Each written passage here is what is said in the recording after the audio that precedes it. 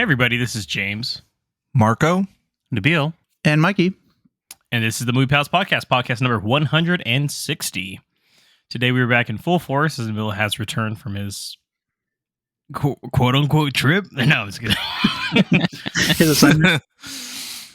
Don't ask him where he's been. Yeah, no questions. The less the better. Yeah, Nabil is a little under the weather though, so we're going to try to keep that in mind for today's episode. Today's episode, though, we will be going over the finale for our ongoing topic of the week, the movies that scared us when we were kids, title pending, of course, followed by a full review of the new horror film, The Exorcist Believer. So without further ado, let's get into our topic of the week. It's the topic of the week. All right, so for the topic of the week, I'm actually going to hand this off to Mikey, since I was the one that picked the film for the finale. All right. So James picked The Ring from 2002, and currently it's sitting at 71% in Rotten Tomatoes. And the synopsis here is a journalist must investigate a mysterious videotape which seems to cause the death of anyone 1 week to the day after they view it. This one was directed by Gore Verbinski, who also did Pirates of the Caribbean's The Curse of the Black Pearl in 2003, Dead Man's Chest in 2006, At World's End in 2007, and Rango in 2011. It was written by Aaron Kruger, who also did The Brothers Grimm in 2005, Transformers Revenge of the Fallen in 2009, Top Gun Maverick in 2022, and is based on the novel of Koji Suzuki. It was released in October 18th of 2002 on a budget of $48 million. And in the box office, it made $249.3 million.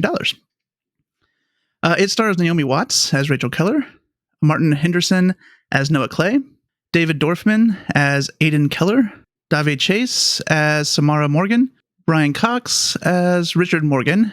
And we're going to start off here and just kind of go around this room here and kind of see. We're going to kind of skip James here for this first part. So me, Nabil, and Marco, what was your experience with The Ring so far, or before? So we'll start with Nabil. I saw The Ring when it came out in theaters originally. That was it was different. It was a different kind of film at the time, and so it was compared to a lot of the other slasher films and horror films that we've been used to. It was definitely something that did scare me at the time when I was watching it. So. I hadn't heard of any of the other, like the actual, was it the Japanese version, the original one? So this was all new to me at the time. Nice. Marco, how about yourself? Kind of the same as Nabil. I saw it in theaters. Obviously, I'm old as fuck. And this is early 2000s. Yeah, 2002. This is around the time where a lot of horror movies started doing like little twists and those types of tropes where they started utilizing phones a lot. And I noticed that. I was like, what year did this movie come out? And paused it and noticed it. But yeah, it was kind of, I guess, new and different at the time. And just like Nabil, I'd never seen the original Japanese version. So it was, definitely something I'd never seen at the time. All right, nice. Yeah, I'm kind of the same as you guys here on my side as well. I saw it in theaters. I do think it was a little different for the time. I feel like it's a little creepier than some of the other stuff that came out around the same time, at least from what I had seen in the past. I have seen Ringu, but I think it was a few years later when I saw it. So I don't think when I saw this one here, I had not seen the quote-unquote original at that point here. So what are you guys' thoughts on the film? Did you guys enjoy it? What are some of your favorite moments? We'll start with Marco this time. I have a certain level of respect for it. I enjoyed it. It's not perfect. There are some aspects of it where I was like, is this really necessary? But overall, as a whole, the movie is actually pretty well done, filmed pretty well. It has sort of that almost like a Poltergeist feel to it because obviously TV screens, so it kind of connected. Maybe it's only minimal, but I think overall, what really keeps the movie so memorable is the ending, really. I think really that's, I actually had almost forgotten about that because I was watching it and I was like, I could have sworn something else happens. I was like, oh, okay, here it is. So that still, it still hits, even though you kind of, once you see it, it refreshes your memory and it still hits. Some of the imagery is freaky too. I think at some points it does some subliminal images in there. I wish it would have done it more. I could have sworn I remembered it did it more, but that aspect was kind of creepy. So yeah, overall, I like that. Yeah, I like the subliminal stuff, like when they played the video for you to watch as well. Like you're kind of like brings you into the movie a little bit. So I kind of like that aspect as well. It's kind of nice. Nabil, your thoughts? Same. The ending, I'm a big fan of a twist, so I What a twist! quite excited to see how that Spoiling his fucking mustache right now. I forgot all about it, and it came to fruition. I was like, "Oh my god, I forgot this part happened." So that was fun to kind of revisit that again. And like I said, it was a bit original from that experience from back then, and it felt that this still brought that uniqueness for this film, even today. So I enjoyed that part of it. The subliminal imaging was a kind of good take. I think, Marco, you're referencing, at least what I recall, yeah, there was a lot more. And I remember watching the unrated version at home because I owned the copy at home as well after it came out. And like even back in the day, I don't know if anybody all remembers this, but when you had a DVD, they had the animated menus back then, and it was a bit more interactive with this film. I think didn't they have a jump scare in it? I think they had a jump scare in it. I think they actually had the video too, like you can watch it. If I remember correctly, which added to it. I think I want to say when you started the film, you could start it with the video before you go into the movie or something like that. Because I remember seeing the whole tape in full that kind of added to the creepiness of it. I think you're right. Either that or we all have the Mandela effect right now. Or it might be that, yeah. Yeah. A lot of the film itself was just, this is early parts of those jump scares that were coming out that I was really getting to, but I think it didn't use it over. Watching it again, I don't feel like it was overly used. I enjoyed what they brought to it, and it seemed like appropriate when they were having. There's a lot of good eeriness coming into the film throughout each. Like the tone was just very solemn, and you didn't know what was going to happen. You didn't know if something was in the corner watching you or not. Like it was really well done, I think, for what it was back in the day. And watching it now, I still really bought into it. So a lot of it held up a lot for me. So I still enjoyed it. Nice. Yeah. For me, I didn't remember anything about this movie. Obviously, iconic character, right? So you remember that. You remember the TV and that kind of stuff here. That you remember the video. But I didn't actually remember, like, this was actually like a decent movie as well. I mean, it got kind of slow in some parts for me, but it actually had like a decent plot where like she was like discovering things and doing stuff. So I actually enjoyed watching it a second time. I haven't seen this in a very long time, so it was just nice. I enjoyed it watching it again. So now kind of flipping things to the other side here, James, why don't you explain to us why this scared you? I actually didn't really see this as a kid, I guess. I don't So you lied to us. Well, I mean, we were picking Starship Troopers and Wizard of Oz. I said, fuck it. I guess we're just throwing anything at a wall at this point. So fuck it. Let me go throw I it watched something. it as a kid. And I was like, weren't you like 14 when this came out? 2002, it was 13 technically when it came out, but I didn't see it when I was 13. I probably saw it when I was 15, maybe. Yeah. So a little bit after it came out. I think it got ruined for me a little bit because it was so hyped. I remember it came out and I think everybody was talking about this movie. And I believe that. I didn't really watch horror movies when I was a kid. So it wasn't one of those things that I was checking out. So that's why for me, it was kind of hard for me to tell you guys about like a movie that scared me because I'm like, I didn't really watch a lot of horror until later on in life. And then I remember renting it. Like that's when I saw it. Like I rented it from Hollywood Video. And from where? I think maybe, and here once again, guys, I'm getting too old. I might have not rented it. I might have just seen the shit on TV. I don't know, actually. I don't recall. I might have seen it when I was 19. I'm not gonna lie to you. I might have been 19. I don't know.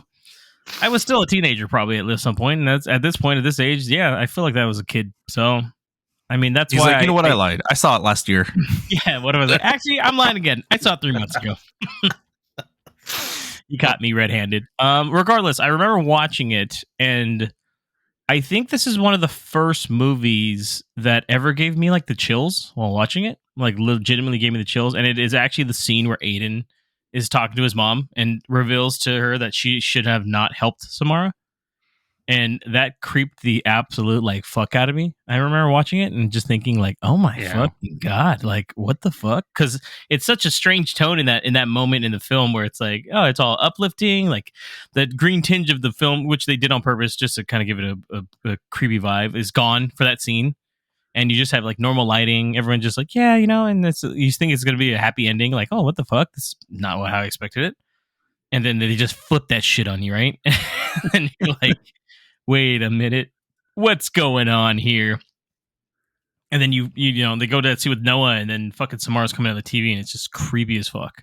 That's probably why I remember that just creeping the fuck out of me. Like, legitimately, it's the first movie that ever gave me like the chills, just because I was like, oh my god, this is like shot perfectly, pacing's perfect at the end. I think that's a really good ending. And then it's like what Mikey said. It kind of invites you to participate with the movie at the end. Yeah, and it's almost like it shows you in a way like, and it ends abruptly. Like she gets there, starts screaming, and you already know he's dead, right? Like you've seen the people die already beforehand. You don't need to see it, which I think is really good. So, there's even the scene early on. I mean, and I agree with you, Nabil. I like there are jump scares in it. Don't get me wrong, but they don't overdo it like a lot of movies somewhat do that are jump scare heavy. I wouldn't say this is a jump scare heavy movie. It's actually quite thick with the plot. Yeah. It's actually more of a mystery, really, if you think about it, because you don't know what the fuck's going on. And truthfully, Samara only really shows up at the very end, unlike the sequels where she's popping up like fucking everywhere and they're fucking terrible. Which was weird to me because I actually, just in my head, I remember the characters so well, and maybe because they did that ending so well. But I remember the characters so well. I thought you'd see them more often. Movie around this time, every parody movie, so maybe we mixed it up. Or you saw the Terrible Rings too, which was fucking terrible. So maybe you saw that too. That one I actually saw in theaters. Yeah, the sequels. The sequel's terrible, and Rings, the ending of the trilogy is fucking dog shit. So yeah. Regardless, though, this movie I think holds up too for a movie that's strangely enough 20. Gosh, don't say it. 21 years old. 21 years Christ, right? So love it. You can drink now. This movie, so it did really well. Obviously, I think this is one of those movies that kind of propelled Naomi Watts into just becoming a more everyday actress. She got a lot of roles after this. So I do like the scene too, by the way, where she reveals in a way reveals to us, the audience too, that Noah is her baby daddy. Right? I love that scene. Where she's like, who? And he's like, our son. And then it cuts, and I was like, oh my god. What a piece of shit father. I was like, I thought they was just friendly. They were just friendly. Maybe a little too friendly. I was like, is he paying child support? It's kind of, right? It's kind of more tragic that he actually now wanted to try to be in Noah's life, and then he's just abruptly taken away. Life. Yeah. Yeah, so that's why I really like this movie. I think it held up, and just like Mikey, I hadn't seen it in a long time. It was a nice little rewatch, especially right before all the spooky season going on right now. So, yeah, so scary. All right, thank you. To the other guys here, just kind of thinking back to our younger years. Do you guys think this was scary for a kid, or even if a kid watched it now, do you think they'd be scared of the movie? I'll start with Nabil. Yeah, I mean, I'm easily scared anyways, so I was just giving me a little bit of the scares. I wanted to ask real quick, Nabil, did the part where they quickly cut to the girl when they find her in the pantry like creep you out? Yeah, that still creeps me out, and I was waiting for it. By the way, I was like, I know this is going to happen. Yeah, I know her face looks hella weird, but then I saw it again. I was like, God damn, the makeup looks great. So I was like, fuck. It was insane. Oh, even like when they had her, when Naomi Watts had her in the well. They kind of went to the past, and I don't know, the whole weird dream sequence thing like that was scary too. Yeah, it was creepy to me now, and as a kid I would totally still be freaked out by it, even for a PG-13 and the horse too when it drowned. Or fuck, when what happened to Brian Cox and his character, and just fucking I know you guys are only supposed to be talking right now, but man, I totally forgot about that whole plot line with Brian Cox. I was like, what is Brian Cox doing in this movie? Yeah. Oh, dude, when he has all of the electricity stuff. Dude, I forgot he was in this movie, like 100%. I was like, what the fuck, dude? Like, Brian, I thought he was like some attorney or something. I couldn't remember what his role was, and then Like he suddenly showed up. I was like, oh no. like a very like well-renowned actor, like in the ring. Kind I of was like that he was would have never guessed it. I kind of like that he was added as additional danger too. Like some of the danger wasn't all like supernatural. Some of it was like legit real. Like this guy, you know, he seems kind of unhinged, and first thing he comes at you with this he's in the freaking hook bathroom thing. just twisting his titties, and he's just like, He's got the hook thing. I'm like, Candyman? Sorry. I kind of agree with Nabil. I think that if you watch this up until age 10, maybe 13, stretching it would probably give you nightmares. The cupboard scene also freaked me out because I'd forgotten about it too. it's quick. And I was too. like, oh, that's it was the makeup and the effects still hold up on that scene. Yeah. why But did I think Marco send me a text still? He said I'd hit. I said, ew. Jesus Christ. Is it weird that this is working for me? He's like, still warm. Nasty.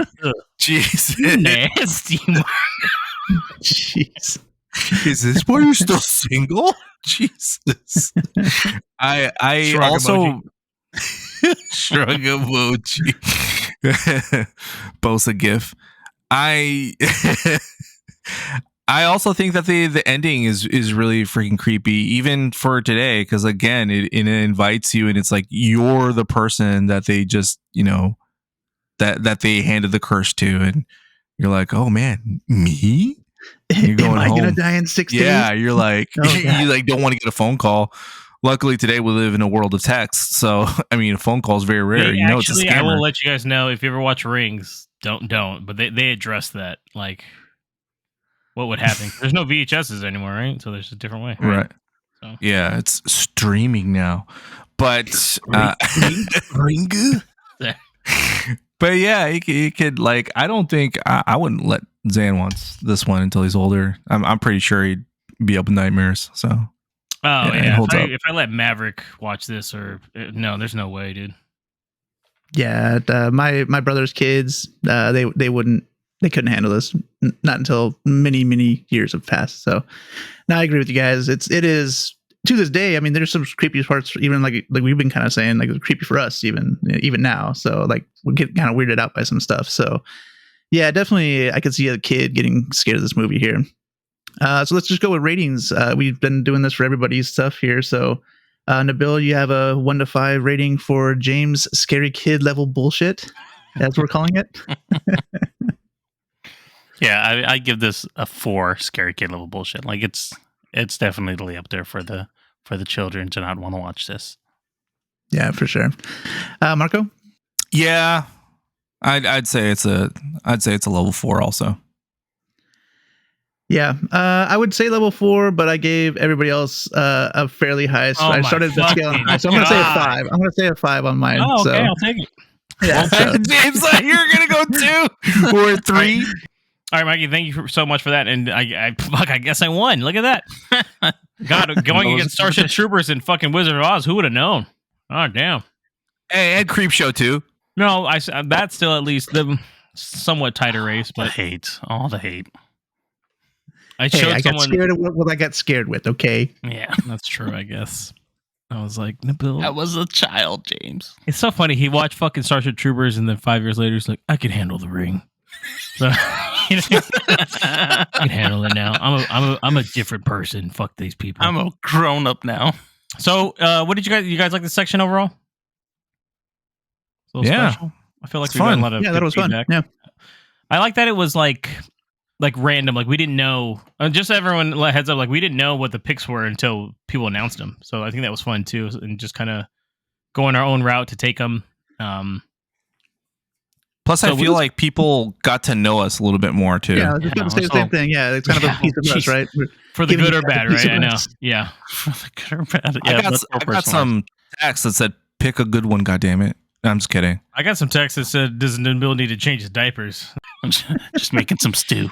Yeah, let it brew a little bit. Chipotle carrots? No, corn? Okay.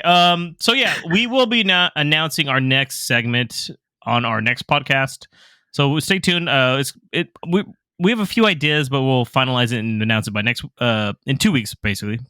We are planning a marathon in between one of them, so it's probably going to happen after, right, Nabil? I think. Should be after the marathon. I need to look at dates, but stay tuned.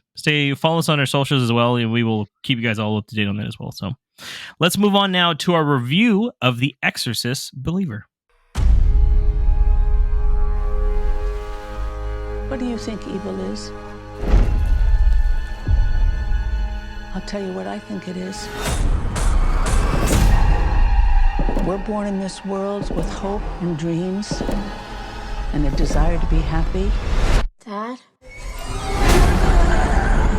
Something's going on with my daughter. No! No! It's happening to my daughter, too. The devil has one wish. Wherever those girls went, they brought something back with them. To make us lose faith. But I believe you can help get our daughters back. To kill it in us. And the devil never gives up. She knows who I am. Where's the other girl?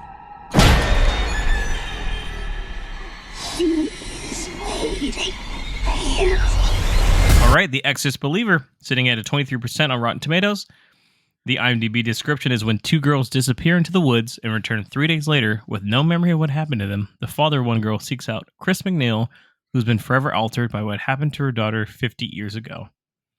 Directed by David Gordon Green, who directed 2017 Stronger, as well as the most recent Halloween Legacy sequels, 2018 Halloween Kills in 2021, and Halloween Ends last year in 2022. Written by Peter Sattler. Hasn't done much from what I've seen. He did a movie called Camp X-Ray, and also written by David Gordon Green. It's released on October 6, 2023 in theaters, starring Leslie Odom Jr. as Victor Fielding, Ann Dowd as Anne, Jennifer Nettles as Miranda, Norbert Leo Butz as Tony, Lydia Jewett as Angela Felding, Olivia Markham as Catherine, Ellen Burstyn as Chris McNeil. So before we do jump into our review of this Legacy sequel, I do want to ask you guys, did any of you guys catch or rewatch the original Exorcist from 1973, either the director's cut or the original, before this one? And any thoughts on that, Mikey? Yeah, I watched the original. I've actually never seen the director's cut, so maybe I should probably do that at some point here. But I always try to do the originals, before. I'm gonna let you know. Most people have seen the director's cut, and they don't know it. Like, did she walk backwards down the stairs? Then you watch the director's cut. No, well, I streamed it on HBO, so I don't remember that scene there. So I think it's a regular cut. It's on there. Yeah, HBO likes to put their director's cuts like in this extra credits and stuff. On the bottom. Yeah. Yep. So yeah, I like the film though. It is a bit dated. It's actually a lot dated.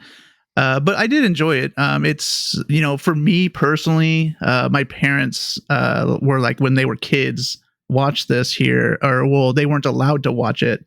And they have a bunch of stories from back then where like the church was like super against this movie. So when I first saw this, which was years ago now, but it was like an experience for me. So I have like a kind of a thing for this movie. I've seen it a bunch of times already. But it is a pretty good one. I like the storylines and everything like that from it. And it just kind of has a little place there because I always hear the horror stories from whenever it's released, 50 years ago or so. Yeah, literally almost at this point, which is actually it is exactly 50. That's crazy. Half a century ago. What about you, Marco? Did you rewatch it?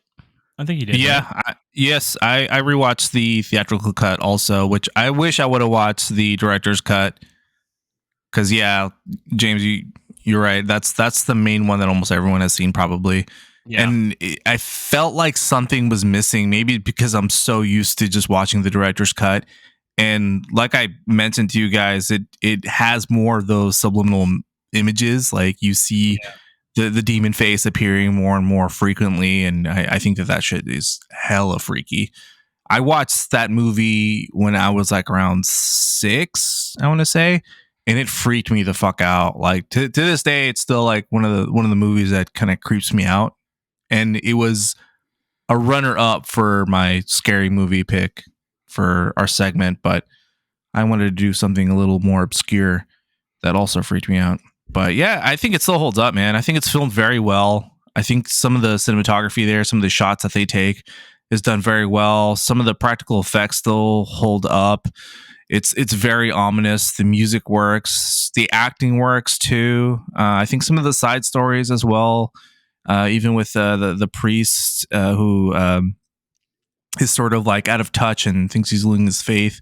It's I don't know. To me, it's one of like the top tier horror movies, and mainly because it doesn't also rely on jump scares, but also like psychological thriller too, which I enjoy. Tickle my brain, little. What about you, Bo?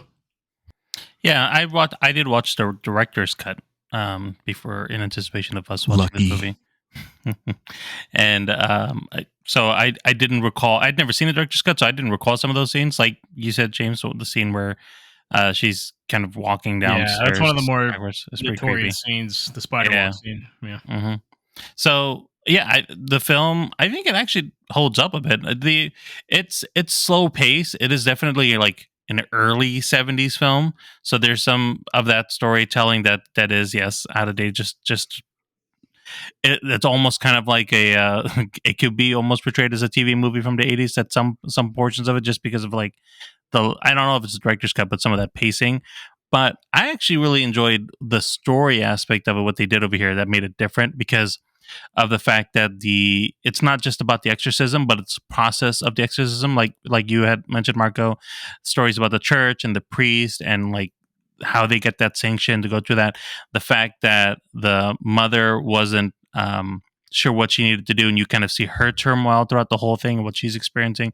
Like a lot of that buildup, I think, is actually really integral to how this film ends up like going at the very last 20 minutes of the film. That's really when the exorcist happens, and all that kind of story and plot line helps get you be more invested at the very end of it. So I actually enjoyed what story it had to tell, and even with some of the effects, some of it's still kind of funny watching it now, especially like the vomit scene and everything. It's kind of funny sometimes to see that, but like I can understand. I know the story, like you're saying, Mikey, from the past when it first came out, like the reaction towards it and everybody's fear, the fear stories around it, the church issues, like it was such a big deal back then. But obviously that's like nothing now to anybody compared to what we're seeing now in movies. But yeah, I think the film is still a classic, and I still enjoyed it.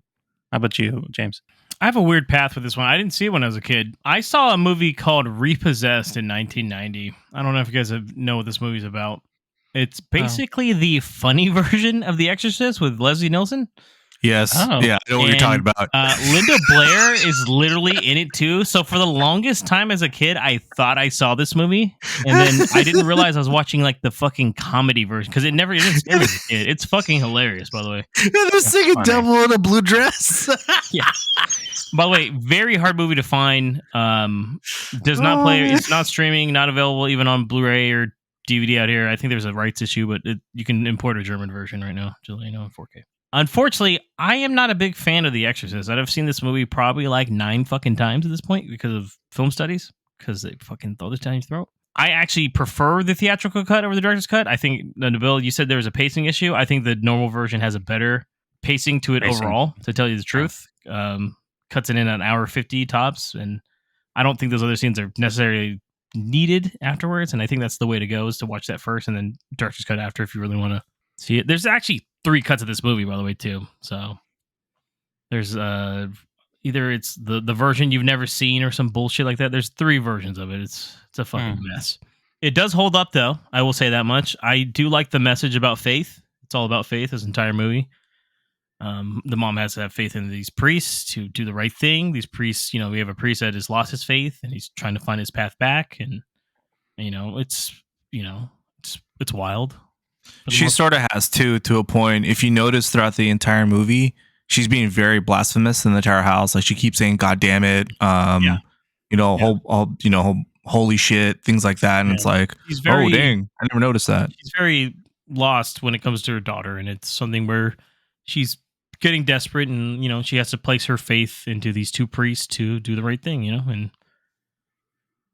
blame it on patriarchy later on, I guess. But So, I'm not a big fan. I saw it too late. I watched it like first time when I was like 19, 20, then 7 more times throughout my 20s, basically. Just fucking random, right? So I've always felt like it was not scary. I understand. Mikey, my mom has the same stories about this movie, like when she was a kid. I think she's roughly about the same age as your parents, probably. So it's one of those things where it was just one of those things where she even recalls like people like fainting or having heart attacks in the theaters and all this shit and crazy stories. And I think if I had seen it during that time period, I've even written this in like my reviews on Letterboxd. Like it'd probably be horrifying. Like if I had seen it in 1973, you know. But I wasn't born for 15 more years, so fuck it. I don't know. So it's not a bad movie.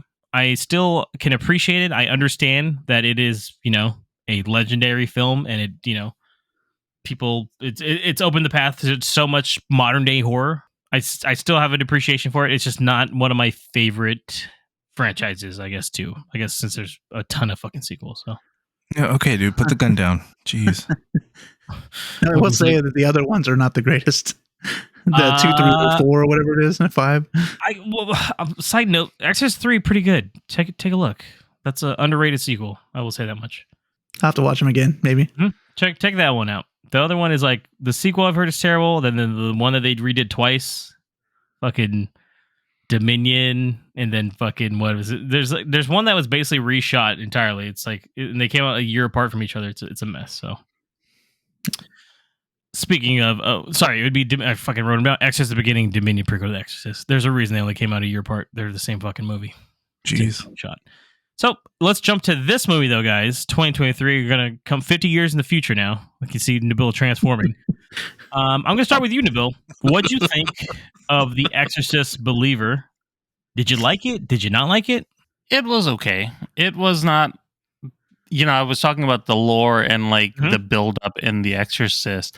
This is that whole history of the church and the spirituality of it. They bring that in, and it's a bit broader, but I don't think they're as successful as the original film was.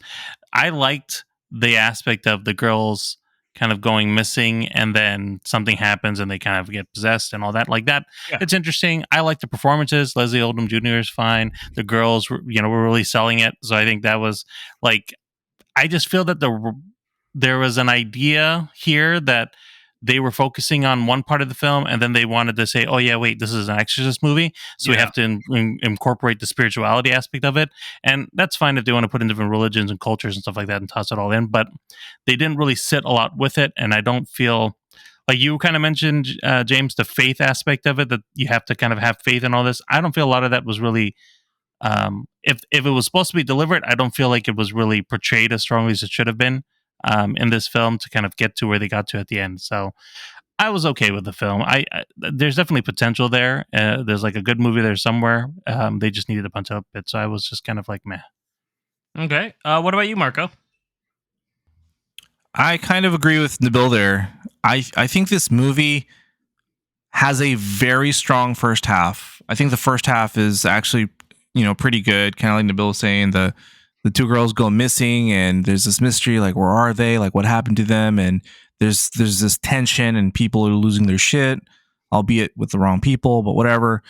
And I feel like at the midpoint, like when they start to sort of connect it to the OG Exorcist, it becomes like a different movie. And just like Nabil was saying, where they don't really treat the aspect of faith really well. Like the first one did it very well. You have two people who are far and away from their faith. They don't know if they believe or not. Or at least one is very vocal about it. The other is very subtle about it. And then they take their time with the whole ritual of the exorcism, and you see like the diocese and everyone talking about like what they need to do, how they get it sanctioned. And this movie doesn't take its time with it, and sort of just like rushes through everything, rushes through like the inclusion part of it. And it's like, if they would have taken their time with that sort of stuff, I know it probably slows down the pace, but it would have had a better payoff at the end. And I feel like that's where it really kind of loses me, or it's just sort of like, we're just shoving all this stuff in at the end and just overstuffing it, and then saying, that's it. There's the movie. So that's why I feel like the first half really flows really well. and they shouldn't have really tried that hard. I think they tried way too hard to connect it to the original, and that's sort of what got in the way of the we'll pace get and into that storytelling. in a moment there. Yeah. Mikey, what about you? What are your thoughts on Exorcist Believer? I echo a lot of what they already mentioned here. I mean, I did like it here. Overall, I liked the movie. They didn't flesh out a lot of the religion stuff, right? So, and I get what they're saying. That's kind of how I feel about it as well. Like they wanted to touch on more different aspects of that, and by doing that, they kind of shortened up how they expanded on those different areas, right? So they didn't the first one, we did get to see that kind of expanded view on that. We don't get that same treatment in this one here. And I think it kind of, they had to do that in the second part of the film too. So that's why the first half is stronger, because they kind of splintered out in the middle of the movie to kind of do these different paths. I do like some of the storylines they had. I just wish they kind of fleshed them out a little bit more. Yeah. But overall, I thought it was pretty good. I like the callbacks they did too. Well, I think we'll talk about that in just a moment here. So I'll stop on that. So totally fine. I guess I thought it was okay. I guess because I'm not a huge fan of the original. I was like, okay, I mean, it's cool. I was like, it's fine. Like, this is what it is. Yep. Me and Marco were making a repossessed fucking sequel by ourselves. I didn't even realize it. So there's a scene, dude, where we'll talk about it in a sec. It just carried us through the fucking movie. I was like, oh no. So I think Leslie Odom Jr. really kills it. I think he's the standout in this movie for the adults. I think the two girls were really good too. Anne and Catherine, I think they did a really good job. Those are two people that I think if they had cast the wrong people for it wouldn't have worked as well either. And yeah, I will jump into some thoughts on it being a legacy sequel. For people that don't know, this is basically a sequel to the original film that ignores all subsequent sequels, very much like how Halloween 2018 is the most recent one, in which David Gordon Green directed. There's a few other movies that technically there's 3 Halloween movies. There's a couple that ignore certain, H2O is technically a legacy sequel. It ignores that. They did it again. Yeah. So, and then they're like, one more. So, but that uses the original one as the jumping off point. It works and doesn't work, and that's ultimately my issue with this movie. That we'll talk about is, I think, the biggest issue with the film overall. And I agree with you guys too. I don't think for a movie called Believer, I know is it in talk about Victor and then maybe Chris, the other dad, the two dads, their beliefs are different from each other and what they have to believe, and one is a certain way, one is Victor is very against it because of what happens to his wife early on in the movie, and so I don't know if that's something to do with other things going on, but it's okay, who knows. But sorry, by the way, the kids' names are Angela and Catherine. Fucking all over the place today. Not Anne. Anne is the other lady. But for the most part, I thought it was okay. Not perfect. I think it's shot really well. At least. Yeah, I thought it was shot very well. the locations and stuff is really nice, actually. I just think it's just echoing Marco a bit too. I think it's just some really poor writing at times. And I think that really hurts it. And they almost have too much going on for a movie that was is supposedly start of a new trilogy and such like that. And I think this is kind of the Halloween issue that they had before too, where they're trying to stuff too much shit all in once when they could easily I almost feel like we're good. That's spoilers. I can't even talk about it. So I'm gonna jump into it then too on cast wise. Then one of the ones I do want to bring up, because we kind of talked about these, obviously the biggest one is Ellen Burstyn returning as Chris McNeil, right?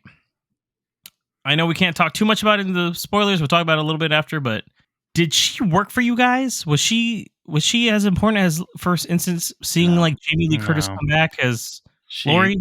She was underutilized. She didn't serve the purpose she needed to. And it was definitely maybe right. She was there. I feel like she was just kind of wedged in to make sure there's a bridge between the two films. But even then, compared to you were saying, James, with Halloween, it's at least there's the characters are all there and they serve a purpose. She did not here.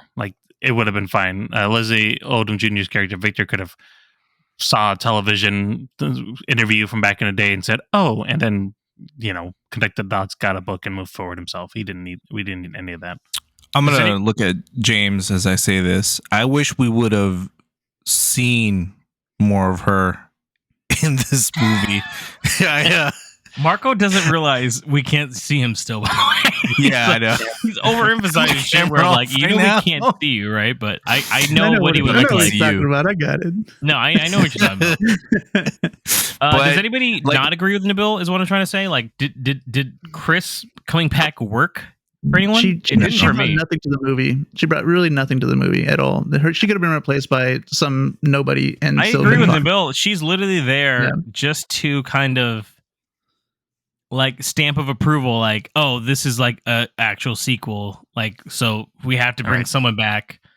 She's 114 years old, but here we go. Like, check it out. Like, she's back. You know. Mm-hmm. We'll get into the legacy part right after this. So, any other thoughts on any of the characters, guys? The kids, Angela, Catherine. Anything more on Victor? Did any of these work? Any of the other side characters work for you?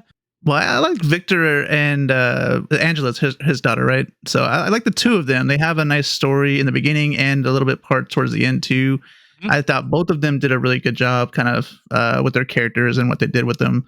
They just worked, in my opinion. I think James, you were talking about it a little earlier. They just did a good job, and the kid especially, I was kind of shocked with.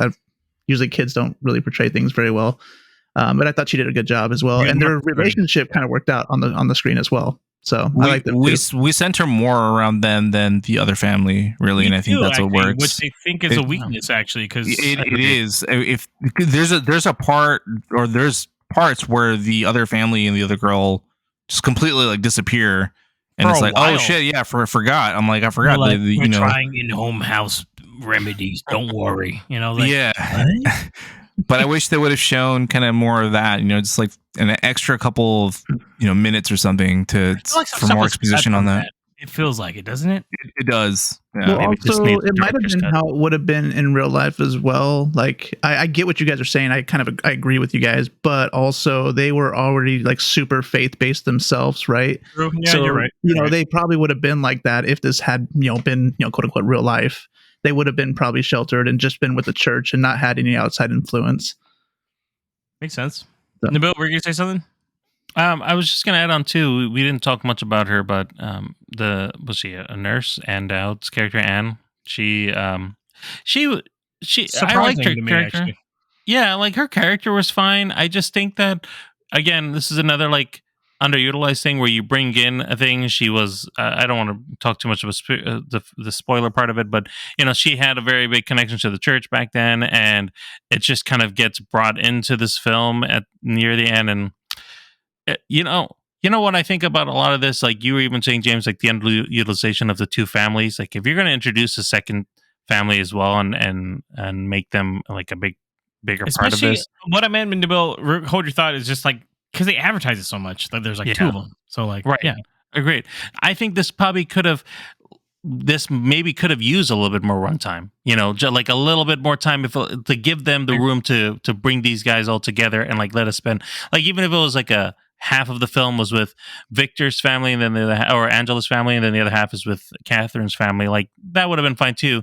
And then fleshing out a little bit more of these characters. Like a lot of good ideas are here, a lot of interesting backstories here, but like everybody's kind of mentioning here, once we get to the latter half of the film, everything's kind of sped up and it's just kind of, it doesn't work as well. You don't get what you had in the beginning. Whereas in The Exorcist, the original one, we got to the very end and it was all meaningful getting to the exorcism portion of it. And like there was like really, again, it was earned. What happened at the end, you felt like it was earned. Like, okay, I see how this got to where it got. And this didn't deliver in that. I do think there's a reason why there was less focus on the other girl, but I also think that it would have had more of an impact in the movie. I'll say it in spoilers. So let's jump right into it. Then I don't think any of us think this as a legacy sequel worked the best. Right, with some provide pros and cons as you think. I'm gonna just start it out here. Like I think the reason why I think this movie wasn't that bad was I think it could have just stood on its own as an Exorcist movie. Like we didn't need, like these callbacks and like, well, callbacks are fine, but I mean we don't need Chris showing up as a random character that has abilities and shit after a little bit. Like, it's fucking. Or if you're wonky, going man. to, you need to give her more. Like you need to. Are we in spoilers? We're in Yeah. spoilers, right? No, No, not not in yet. spoilers. No. So, Okay. We just. hold that thought though, Mark. Yeah. Let me finish my thought. It's like, I just think, truthfully, she wasn't needed at all in terms of like this film. Like seeing how they used her. Like, yeah, they could have used anybody even more, and it would have been great. But this is what we got, and it's like that's such a like a poor shit show of a showing. I think, in my opinion, this is probably one of the more lazy legacy sequels, I would say, out of the legacy sequels we've seen. Just saying. Yeah, that's accurate. That's being nice. I'm just trying to be nice about it. Anybody else have an opinion on that, or want to add to that? Yeah, I would say too. Just like, maybe even bringing in her daughter instead would have added more, considering like she had gone through it, and maybe you could have done some throwaway line of saying, like in the sequels that they had, like, oh, I remembered what happened as a kid, and this and this and this is what I experienced. Like whatever. I You can almost create something bullshit, yeah, but I almost would've feel made like they're sense with holding the her kid. back for a sequel, True. though. Did anybody Yeah, get that could vibe that be. they want her for the next one, maybe? Since that one lady is 145 years old. Probably. Well, they're trying to make 3 films, right? 3 sequels, technically, right? Yeah. For The this, other yeah. one's already been greenlit, supposedly. So Oh, okay. Yeah, the other one's The Exorcist, Regan's Rise. Reagan's return. She's like, "I'm back, bitches." Sorry, She's she wielding was double already- crosses. She Sorry. was already repossessed, though, guys. I don't really know what anyone's talking about. I mean, it's really honestly, it could have just been. I mean, this movie could have just been not an Exorcist movie. Like, it could have just been its own standalone thing without any of the legacy stuff that came through, and it would have been just fine. It probably would have taken that time and kind of fleshed out some of the characters or storylines a little bit more. So it might have been a better movie, not being a sequel. But would you still have called it an Exorcist film, though? Because it would just be like a reboot. mean- Would you prefer like a full reboot? How about yeah, that? I think this could have worked as a full reboot. I think so too. I think I would have liked that Yeah. better actually, and not bringing Almost some kind of of the people getting. back. I don't know about you guys. I'm getting a little burned out with these fucking legacy. Like, oh, it's an actual sequel to the one, blah blah. I'm like, I don't really give a fuck, dude. Like, Yeah, give us some new stuff. I actually thought it was a cool concept having 2 people possessed at the same time, and they really we just never. I mean, they do stuff with it, but it's not anything that's new, right? They could have Well, done some cool stuff with Yeah, that. And and they really didn't. we'll talk about that in the spoiler section as well. That last segment, I guess, if that makes sense. So let's get into rating this before we get into spoilers, because I know that we got a lot to talk about in spoilers. So, Nabil, I'll start with you. What would you rate this one on a star rating? Would you recommend it? Would you not recommend it? Unfortunately, I gave this a 2.5 stars rating, but I will say that I would actually recommend the film just to watch. It's a okay film. There's nothing stellar about it, but I would say it's worth just watching in general. Spooky film in October, right? Yeah, spooky film. I jumped during the snake part, by the way. Marco knows. Oh, that's nice. Yeah. I literally jumped into his I arms. think he's still coming down from the Literally sky. jumped into his arms at one point. Almost. It was weird. Mikey, go ahead. I give this 3 stars, and like Nabil, I mean, I didn't think it was the best movie ever, but it was a good enough film for me to recommend for people to watch during spooky season. So yeah, absolutely. Nice. What about you, Marco? I give it 2.5 stars also, but I would still recommend checking it out. Watch it on a bargain Tuesday, or stream it, or watch the matinee. It's not great, but I still think it's watchable to a point. I probably gave it the highest rating. I actually liked it. I think maybe I got like a weakness for this fucking director, dude, David Gordon Green. I don't know why. Something about him. I'm like, That's why I would say watch it for him. people shit on him big time, but I'm like, I actually like. You his loved shit. Halloween Kills, right? Oh, I fucking no. I hate Halloween Kills. I love Halloween Ends though. Yeah, Halloween Ends is great. Yeah, I give this one 3.5. I thought it was actually, for the most part, if you look past a lot of the bullshit, maybe because I'm also been watching a lot of bullshit fucking movies this month so far. So this compared to that is like a masterpiece. Way better.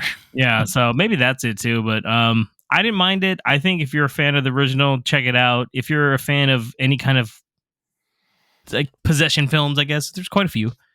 I don't think it's I'll say this much. Like, one that recently came out, like the Pope's Exorcist, is like a lot more fun than this, obviously. And I think that's actually a better movie. Crazy enough to say. So if you're coming in with that kind of thought, like, tone it down a bit, I guess. That's what I would say. But I still had fun overall.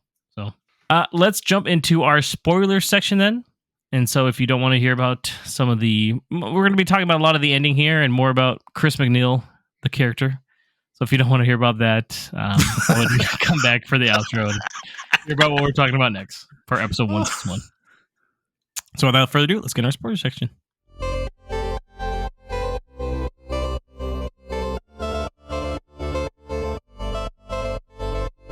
All right, so I want to jump into... Well, let's just talk about Chris. So Chris she's on screen for about 10 minutes, right? Like roughly. That's being generous. Maybe 10 minutes. And then she's bedridden. Blindsided. She's 157 years old.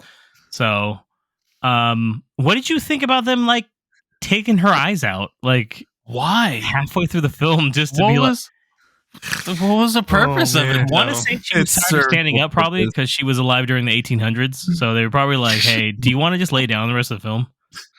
Like, no, but honestly though, like all jokes aside, in my opinion right? here, it's strange. I didn't like it. I'm going to say that part up front, but I like the callback, right? Because like the big thing was like way back in the original one. At least one of the stories that I heard that I was mentioning beforehand is like what she does with the cross in the original film, where she like basically fucks herself basically right with it, and that was like a huge thing that people didn't like.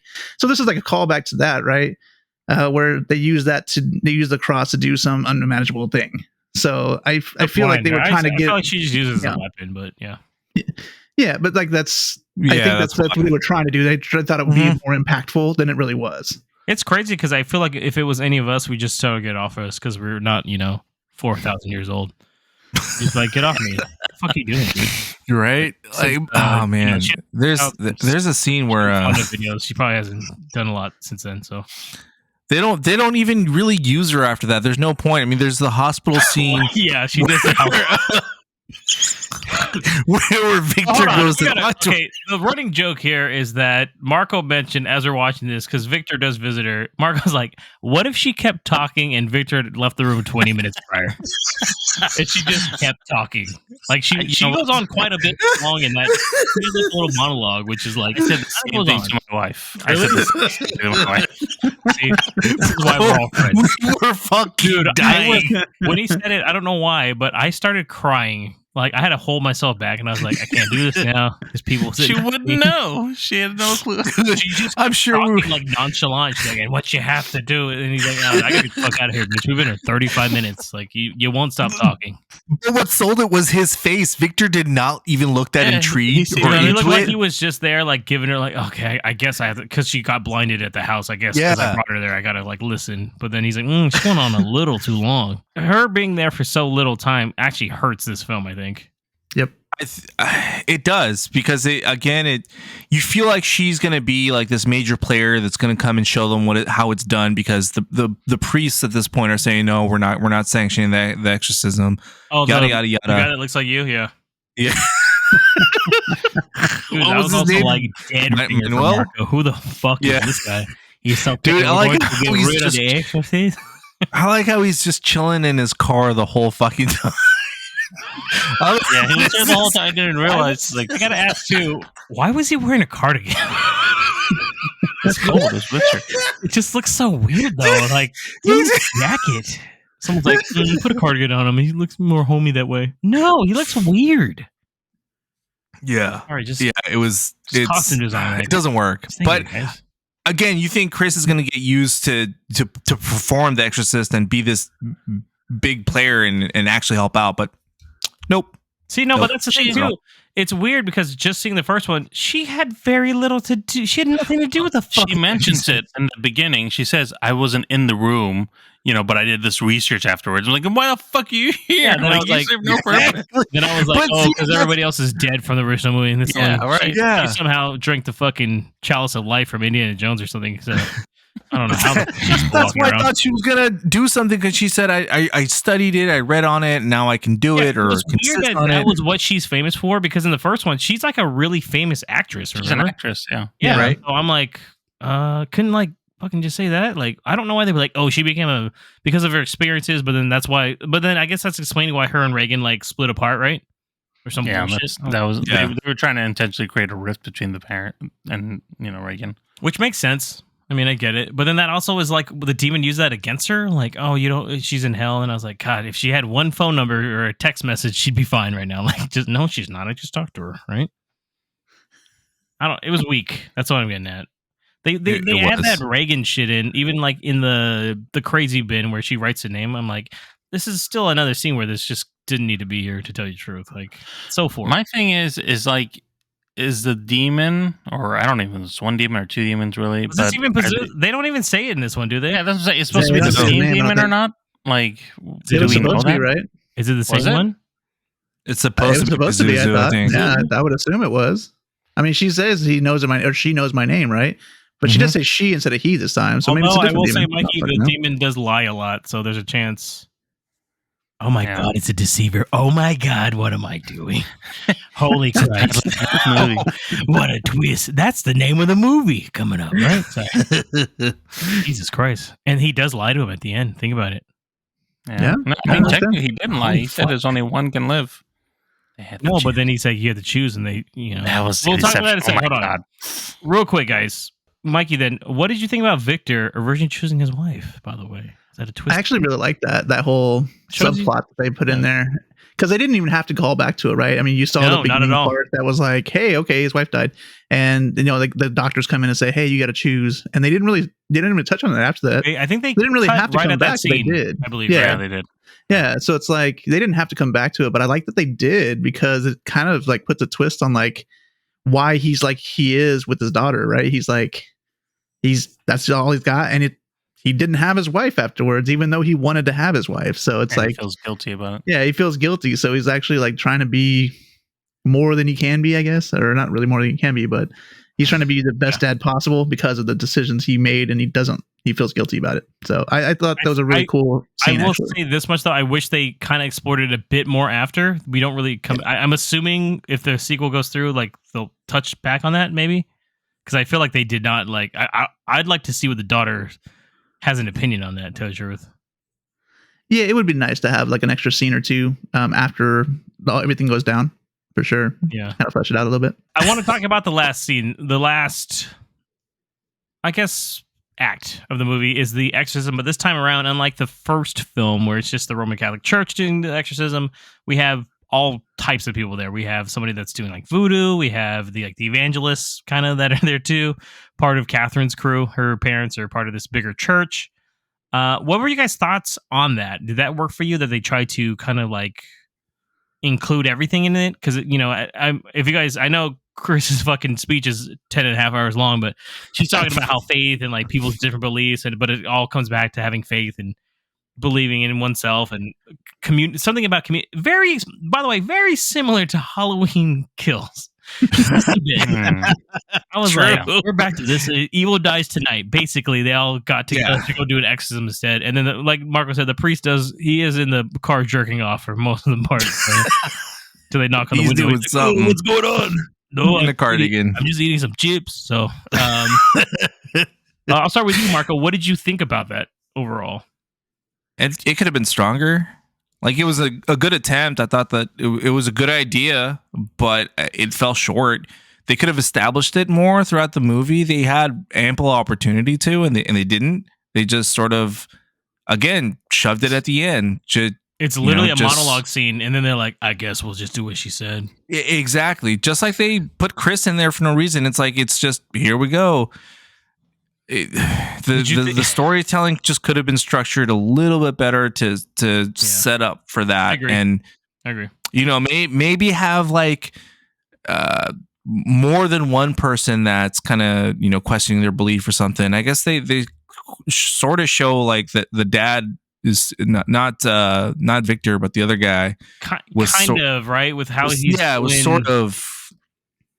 But stuff with like he doesn't take his shoes off. It's Tony, right? Yeah, like, he doesn't take his shoes off, and then he's not fully believing, and that's why it's not working. Maybe exactly, but again, like push on that more because it's called Believer. So then have them all regain that belief and faith in the end. What did you think, Nabil? I think that the only thing that seemed to be working was that voodoo shit, apparently. So I don't know what that means. Strong, bro. I mean, sucking the soul out of it. She's like, we have to breathe it out now. I was like, shit, that's obviously we should all believe what she's doing because that shit is working, guys. Oh. I mean, yeah, it's the same thing as Margot said. It's really they don't give you a lot of time for each of these individuals and their different beliefs and their faiths, like how strong it really is. You just don't really know enough about it to know how this is being tested in this exorcism. I will even say, like, regardless of like the Catholic priest coming in over there and him passing away, which I guess they just had to kill somebody, so they killed the priest. But there was what was he, like a reverend or a pastor, whatever the family's church leader was. I would think that he would have just been as the qualified person there, not the nurse that's now found her calling again in religion that kind of take charge. To be a nun, I guess, but it's such right. But I'm saying you actually have somebody of of faith over there, a leader. What I mean is like there's nobody taking charge, so there's like a lot of miscellaneous and random things happening. At one point, it seems like they're just like, "Let me try this now. Let me try this." Yeah, they're winging it, right? Yeah, there was no cohesiveness, and you're like, "What's going on? What's actually working?" It seems like they needed a PM in that bitch, right? We need to fucking get this organized. Hey, somebody needs to be in charge. And the Bills just started sweating. He's like, I can't take that. No one's just stepping up here. Fuck. Can somebody at least organize these motherfuckers, please? It's just a madhouse. Yeah, this is like also just to throw in for the end too. The fucking priest died. Okay, and everybody pretty viciously, too, pretty violently. He's like dead, and there's a fucking little girl. Yes, she died, and that's a terrible thing as well. But like the police are there, and everybody's just like still talking there, to the cops like it's normal. Like, oh, this is one girl died, the other one survived. It's fine. It's like, guys, there's a fucking man that's bro. They're just smoking cigarettes out the side. Like, that was wild. Like, hey, did someone want to put like a blanket over that motherfucker or something? Like that motherfucker's head is twisted. I'm like, we've seen some weirder shit tonight. That? Yeah, they're like that's the least of our worries. He was doing now. some weird shit in the car. It doesn't really count. Like, did you see his fucking cardigan? Fuck. They just all moved on from that shit real quick. I said that guy was straight up murdered. Yeah. He shows up and it's almost like you think it's gonna be like a fucking Captain America moment. Avengers Assemble. I was like, oh shit, he came in. He said, fuck it. He's like, oh no. First one to get Cade. First one. He's like, ugh. Then I was like, uh-oh. And no one fucking helped them, by the way. Nope. Not even better than I. They're like, well, not a one. They saw that happen, and the one guy looked like, we got a dip. Like, one dude looked like he's like, he's like, I'll come back for the sequel because this is not. I ain't part of this shit. Speaking of deaths, it is revealed between the two girls at the end that Angela and Catherine, the demon is telling them like you have to choose one to save, and basically the dad Tony chooses his daughter Catherine, and he thinks that's what he's supposed to do, and then guys like psych, and then basically Catherine is the one that is killed. So, what did you guys think about that? Was that expected? Did you think it was going to happen? Marco, I didn't. I actually glad that they went that route. That actually is what elevated this movie just a little bit for me, is that they took that risk. And it's it's a bittersweet ending because they defeated it, but it at a cost. I mean, Nabil just reminded me tonight that the priest died too. I forgot about that dude. Also, I didn't forget. I think we were talking about it like in the parking lot too, and all we talked about was that one of the girls died, and then we never mentioned that dude again. I think it's a much bigger hit. That's why, emotionally too, because it's pretty sad, actually, to tell you the truth. So, and at first you think it's like a psych out. It's like, nah, they're not really doing it. They're not. She's gonna come back at the end, right? It's just an illusion, and no, it really happens, and there's consequences, and I like that. If I recall, are they trying to resuscitate her, or are they trying to resuscitate Angela? That was her. It was her. Okay, Catherine. Yeah. I didn't know if it was because both were kind of out of it. I didn't recall. Yeah.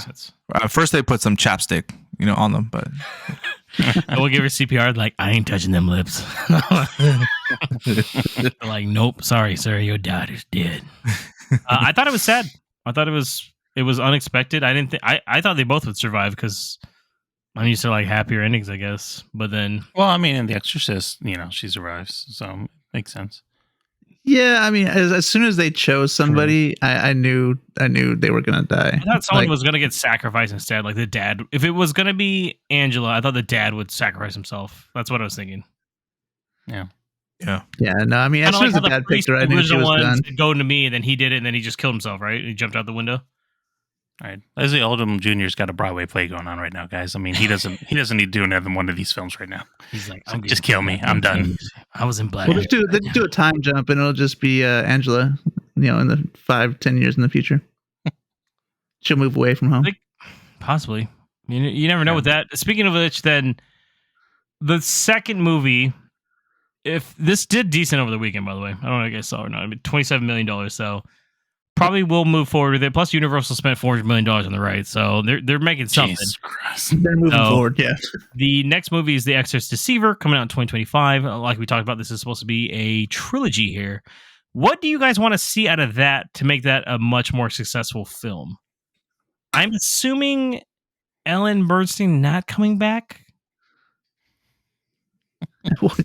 Yeah, I would say that's probably a good thing to I'm not bring just her back. saying because of the eyes thing. Not to mention that'd be weird. What is she, like a seer or some shit? But like also 178 years old. So at this point, She I may don't know not if she's survive to the coming. next film. Who knows, though? I mean, Well, what truthfully, if they she's shot- the one did you that's know they shot possessed her- next, though? They shot her scenes first. By the way, did you know that?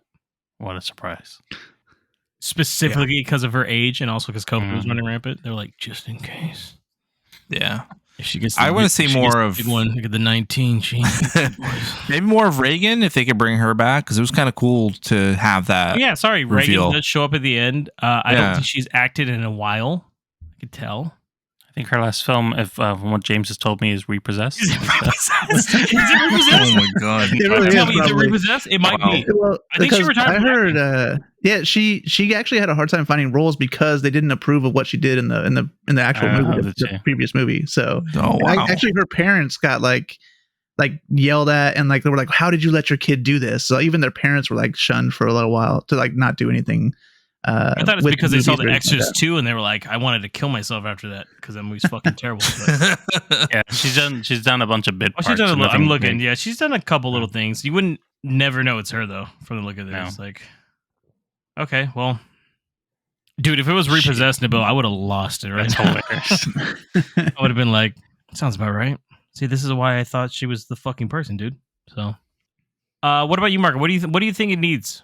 Again, just Reagan to come back, I guess. And if they're gonna make this a legacy sequel, Yeah, sorry. then you kind of need a legacy character to be there. So it would only make sense to have her there, but make it make sense. Like have it like interwoven into the actual script. Don't try to force feed this shit at the very end when it doesn't matter. Makes sense. And just now that the connection is all out of the box and everything, and we know that these are going to be legacy sequels. I mean, if we didn't know that to begin with, and surprise, then focus more on that story and smooth it out more. Like, You know, oh my god, that's Rocky. right? But have these characters make sense. Use them. You know, if you're going to have them come back from the originals, then have them make an impact. Have them be resourceful. Don't just have them there just to name drop and say goodbye, and that's it. Don't fucking blind them. Right after introducing them, and then have them talk to someone in an empty hospital room. Yeah. So no, it makes sense. It makes sense. Yeah. Mikey, And also- any thoughts on that though? lastly, real quick, is just keep the stakes high, like this one did. Yeah, I agree. I think they should do that with all these movies, to tell you the truth. But Yeah, the Mikey, stakes being high is definitely something I would recommend doing. It makes it more impact, right? As far as the movie goes. yeah, Also, we kind of mentioned it earlier, just talking about both films. Actually, is like we need a little bit more of the faith side of things here. I mean, it's an exorcism, right? You kind of have to have the faith part of it as well to be an exorcism. So I think playing that role and kind of going a little bit deeper into that would probably make things a little better. Yeah, I would agree. I would bring in the church more for sure, especially considering now, from the original film, it's the two priests that died. Now this one, another priest has died. Like, I think there should be a bit more involvement with them. That would make it a little bit more interesting.